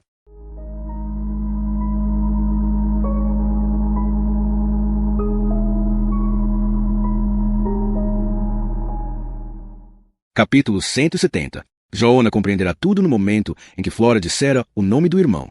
Começou a marcar o número de Anja ainda a sair da casa Storkel. Quando ela atendeu, já Joana corria pelo jardim. Sentado no carro, ela confirmou-lhe que Daniel Green era o rapaz que tinha sido adotado pelo industrial de madeiras Honey. O mesmo Daniel de que Flora falava. Daniel Green era o mesmo rapaz que, há 36 anos, matara uma menina diante de Flora. Terminada essa chamada, o comissário marcou o número de Ellen Frank. Daniel tinha ido para Duvet com ela e Vic. Enquanto esperava que Ellen atendesse, compreendeu o motivo por que Elizabeth tinha lesões nas costas das mãos. Tinha tapado a cara com as mãos. Daniel não deixa testemunhas, ninguém pode ver o que ele faz. Depois de ter avisado Ellen, alertou a central de comunicações, se pediu o envio de polícia e ambulâncias para Duvet. Os helicópteros estavam ocupados em Kiruna, e os veículos de emergência demorariam no mínimo meia hora a chegar à casa. Joana não tinha qualquer possibilidade de lá chegar primeiro. A distância entre Delsbo e Duvet é de 300 quilômetros. Tinha fechado a porta e ligado o motor quando o diretor, Carlos Eliasson, lhe ligou para perguntar que razões tinha para, de repente, suspeitar de Daniel Green. Há 36 anos, ele matou uma criança exatamente da mesma forma que matou a rapariga do Centro Birgitta, respondeu Joana, começando a descer o caminho de Cascalho. A Anja mostrou-me as fotografias do acidente de Delsbo, suspirou Carlos. Não foi um acidente, teimou Joana. O que te leva a ligar os dois casos? Ambas as vítimas tinham as mãos a tapar a cara quando... A Miranda, sei que tinha, interrompeu o Carlos. Mas estou aqui com a fotografia de Delsbo na minha frente, e o que eu vejo é a vítima deitada no lençol, e as mãos estão. Mudaram a posição do corpo antes de a polícia chegar ao local, interrompe Joana. Como é que sabes? Sei, respondeu ele. É a tua teimosia habitual, ou foi evidente que te contou isso? Ela é testemunha ocular, respondeu Joana, com um pesado sotaque finlandês. Carlos riu, cansado, e depois disse, em tom grave, de qualquer modo, isso já prescreveu. Temos a procuradora a dirigir a investigação com a Vicky como suspeita, e tu estás a ser investigado pelos assuntos internos. Depois de entrar na estrada 84, em direção a Sundsvall, Joana contactou a polícia de Vasternorrand e pediu que enviassem um carro patrulha e técnicos à casa de Daniel Green. Através do dispositivo Raquel, ouviu que a polícia de Jantlan previa chegar à casa de Ellen dentro de 10 minutos.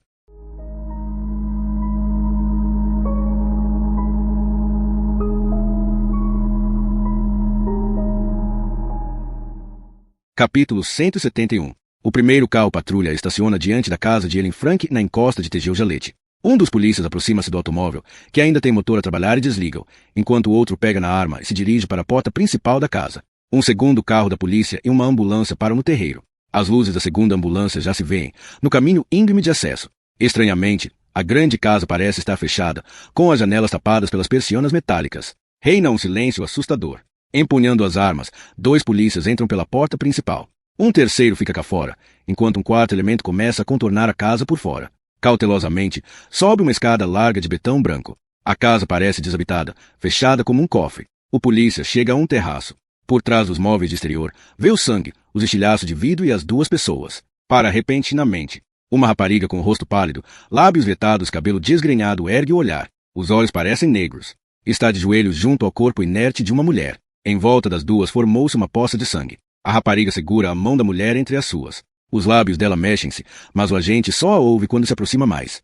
Ainda está quente, diz Vicky, muito baixinho. Ainda está quente. O polícia baixa a arma e chama os paramédicos pelo rádio. Debaixo de nuvens cinzentas e frias, os paramédicos aproximam-se com 2 maçãs. Constatam imediatamente uma fratura de crânio na mulher inconsciente e transferem-na cuidadosamente para a maca, apesar de a rapariga não a largar. Vicky, com grossas lágrimas a correrem-lhe pelo rosto, continua a segurar-lhe com força na mão. Também ela está gravemente ferida e sangra abundantemente do joelho, se das pernas por ter estado ajoelhada sobre os cacos de vidro. Tem o pescoço inchado de um tom violáceo e provavelmente as vértebras cervicais danificadas, mas recusa deitar-se na maca e é evidente que não tenciona afastar-se de Ellen. Dada a urgência de partirem, decidem deixá-la ir na mesma ambulância e segurar a mão de Ellen Frank, enquanto se encaminham para Östersund, onde serão transportadas de helicóptero para o Hospital Karolinska, em Estocolmo.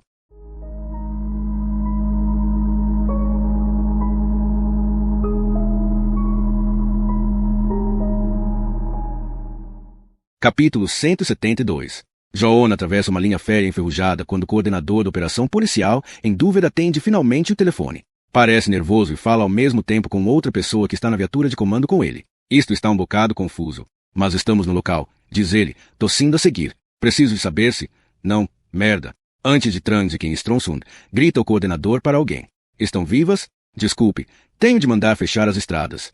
Eu espero, diz Joanna, ultrapassando um caminhão. Ouve o coordenador pousar o telefone, falar com o chefe de operação, confirmar os locais, voltar à central de comunicações e, através da central, orientar os carros patrulha que vão montar as barreiras. Já voltei, diz ele, novamente no telefone. Estão vivas? Repete, Joanna. A miúda está fora de perigo, mas a mulher está. A situação é crítica e eles estão a preparar uma intervenção de urgência no hospital de Östersund, para depois ser transferida para o Karolinska. E o Daniel Green? Não estava mais ninguém na casa. Estamos a bloquear as estradas, mas se ele for por uma das estradas pequenas, não temos recursos. E helicópteros? Pergunta Joanna. Estamos em conversações com o batalhão de caçadores de Kiruna, mas é muito demorado, responde o coordenador, com a voz áspera de cansaço. Joanna chega a Sundval. Pensa em Ellen Frank, que voltou a casa apesar da advertência dele. Não consegue imaginar o que ela terá feito, mas, aparentemente, chegou a tempo. Ellen está gravemente ferida, mas Vicky está viva. Há uma possibilidade de Daniel Green ir parar a uma das barreiras na estrada, principalmente se não souber que é procurado. Mas, se ele conseguir escapar, demorará pelo menos 2 horas a chegar a casa, e nessa altura a polícia deverá ter preparado uma armadilha para o apanhar. E antes disso, pensa Joanna, será preciso realizar um primeiro exame técnico da casa. Em Bruksgatan, Joanna Branda estaciona atrás de um carro patrulha. A porta da casa de Daniel Green está aberta e 2 polícias fardados esperando na entrada. A casa está vazia, diz um deles. Nada de anormal. O técnico já vem a caminho.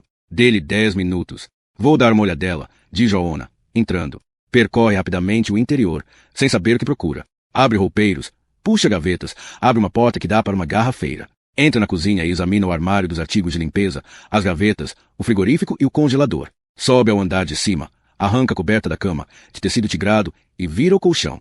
Abre o closet, afasta os vestidos de Elizabeth e bate na parede, empurra com o pé sapatos velhos e puxa para fora uma caixa com decoração de Natal. Na casa de banho, inspeciona o armário, onde a loção da barba, frascos de medicamentos e artigos de maquilhagem. Desce a escada toda, até a cave, apalpa a porta trancada da caldeira, arrasta para o lado o cortador de relva, levanta a tampa do esgoto, espreita para trás das sacas com terra para flores e volta a subir a escada. Parado no meio da casa, olha para fora, para a cama de rede no jardim.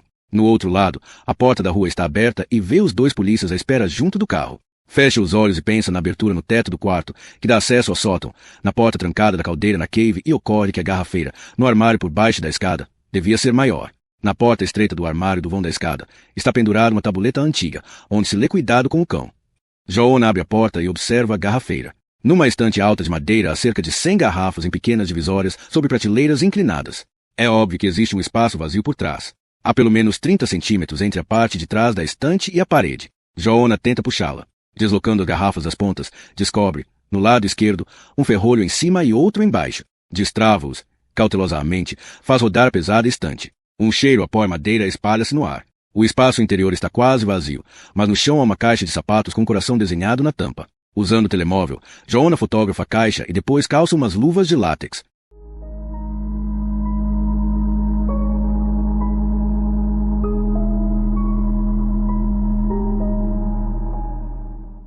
Capítulo 173. A primeira coisa que vê quando levanta a tampa da caixa é uma fotografia de uma rapariga com cabelo loiro arruivado. Não é Miranda. É outra rapariga, talvez com 12 anos. Está a tapar a cara com as mãos. É uma brincadeira. A boca tem uma expressão alegre. Por entre os dedos, vêem-se os olhos brilhantes. Levantando a fotografia, Joanna encontra uma flor seca, de roseira brava.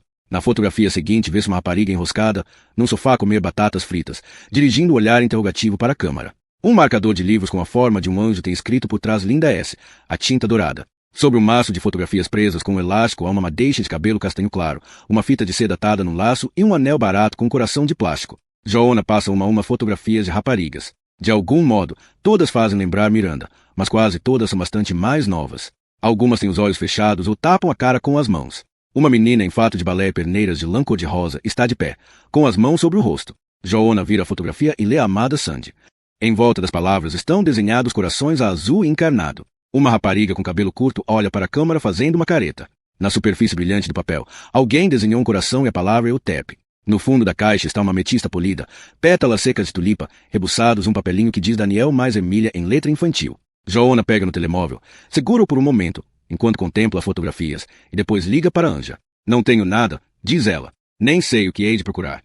Mortes, diz Joanna, com o olhar pousado numa rapariga tapar o rosto com as mãos. Sim, mas infelizmente, o Daniel Green trabalhou como terapeuta em 7 instituições para menores do sexo feminino em Vasternorrand, Gavleborg e Jantla. Não há condenação nenhuma e nunca foi suspeito de qualquer crime. Também não há participações internas contra ele, nem sequer uma observação. Compreendo, diz Joanna. Tens a certeza de que é ele? Fiz uma comparação. A verdade é que, durante o tempo dele, as instituições tiveram uma mortalidade inferior à média. Joanna volta a olhar para as fotografias, para as flores e os corações. Seriam bonitos se a caixa pertencesse a um rapazinho. Não há nada de estranho ou inesperado. Ao longo dos anos, passaram nas instituições, onde ele trabalhou pouco mais de 250 raparigas. Joanna sustém a respiração. Tenho 7 nomes, diz. O mais invulgar é Eutep. Há alguma que se chame Eutep? Eutep Papadias, confirma Anja. Suicidou-se no centro de acolhimento de emergência em Norrop. Mas o Daniel Green não tem ligação com esse centro. Tens a certeza? No contexto da transferência dela para o Centro de Acolhimento de Emergência de Firbylund, há uma breve informação sobre um quadro clínico bipolar, comportamento de automutilação, 2 tentativas graves de suicídio. Foi transferida para a de Birgitta? Sim, em junho de 2009. E em 2 de julho do mesmo ano, ou seja, apenas 2 semanas depois, foi encontrada no duche com os pulsos cortados. Mas o Daniel não trabalhava lá nessa altura? Não, responde Anja. Tens alguma aluna que se chame Sandy? Sim, 2. Uma morreu com uma dose excessiva de comprimidos numa instituição em Uppsala. Ele escreveu Linda S. no marcador de livros. Sim, Linda Svensson.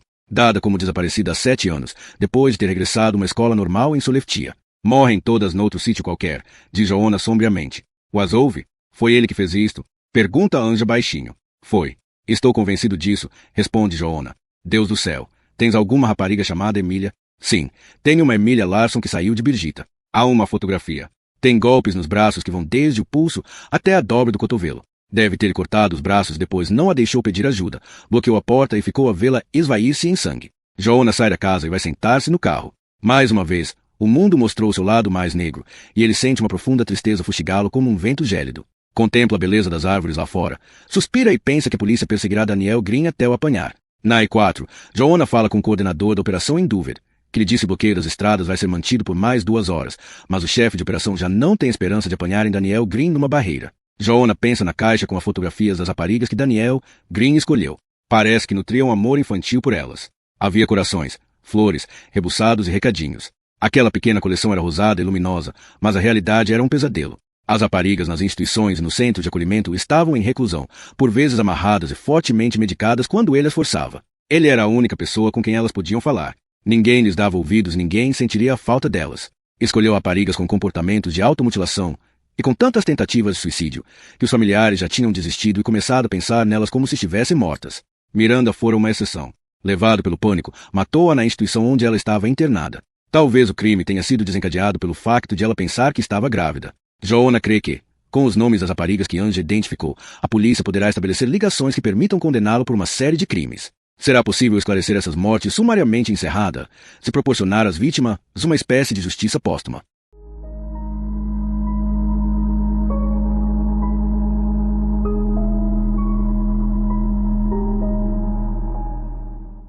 Capítulo 174. A memória da mulher de Torquil está patente nos tecidos, na toalha gasta, bordada à mão, na barra de renda da cortina, agora cinzenta de sujidade.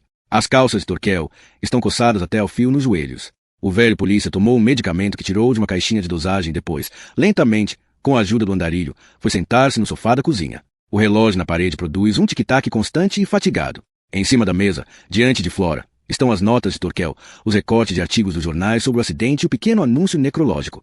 O velho conta a Flora tudo que guarda na memória sobre o industrial Honey, a propriedade da família, as florestas, os terrenos agrícolas que possuíam, a impossibilidade de terem filhos e a adoção de Flora e do irmão, Daniel. Fala-lhe de Ilva, a filha do rendeiro, que foi encontrada morta por baixo do campanário da igreja, e do silêncio que se instalou em Delsbo. Eu era tão pequena, diz Flora. Pensei que não eram recordações. Pensei que as crianças que via eram fantasias. Flora recorda a sensação de julgar que estava a enlouquecer, desde que ouvirá falar dos crimes de Birgitta. Não conseguia pensar noutra coisa. Sonhava com a rapariga que tinha a cara tapada com as mãos e via-a em toda parte. Mas você estava lá, diz ele. Tentei várias vezes dizer o que o Daniel tinha feito, mas zangavam-se comigo. Quando contei ao meu pai, ele levou-me para o escritório e disse-me que as pessoas mentirosas seriam lançadas a um lago de fogo. Finalmente, encontrei a minha testemunha, disse Torquil em voz baixa. Flora lembra-se do pavor de arder num lago de fogo, o cabelo e as roupas a incendiarem-se, a ideia do corpo enegrecido e seco como a lenha no fogão, se contasse que Daniel tinha feito. Torquil varre as migalhas da mesa com a mão. O que aconteceu à menina? Pergunta. Eu sei que o Daniel gostava da Ilva. Queria estar sempre de mão dada com ela, dava-lhe framboesas. Cala-se e vê novamente aqueles estranhos fragmentos de memória brilhando como se fossem incendiar-se. Brincamos a tapar os olhos. Continua ela. Quando a Ilva os fechou, ele deu-lhe um beijo na boca. Ela abriu-os, riu-se e disse que ia ter um bebê. Eu ri-me, mas o Daniel ficou. Disse que não podíamos olhar e pareceu-me que a voz dele estava estranha. Espreitei entre os dedos, como fazia sempre. A Ilva estava contente quando tapou a cara, e viu o Daniel pegar numa pedra do chão e bater-lhe. Torquil suspira profundamente e estende-se no sofá estreito da cozinha. Às vezes vejo Daniel, quando ele vem visitar o Honey. Flora deixa o polícia adormecer e depois retira cuidadosamente a caçadeira pendurada na parede e sai.